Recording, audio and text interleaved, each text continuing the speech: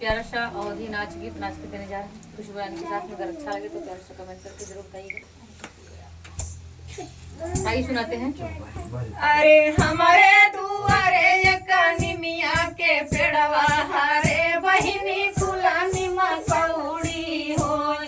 अरे बहिनी कुला निमा कौड़ी होय।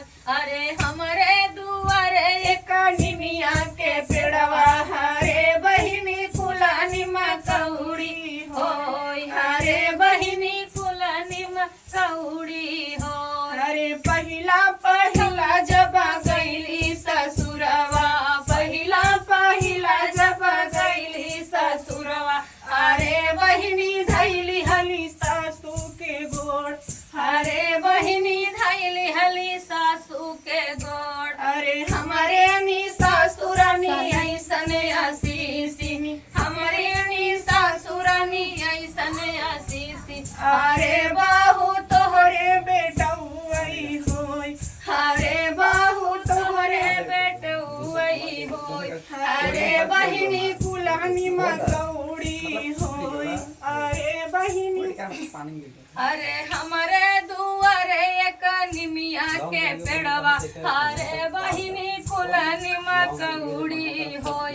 अरे बहिनी कुलानी मकौड़ी होय। अरे दूसरी पठौनी जब गईली ससुरवा दूसरी पठौनी जब गईली ससुरवा अरे बहिनी धैली हली जेठनी के गोड़। अरे बहिनी धैली हली जेठनी के हमारी जेठान रानी ऐसन आशीषिनी हमारी जेठान रानी ऐसन आशीषी। अरे बहिनी कानी बिटिया वही होय।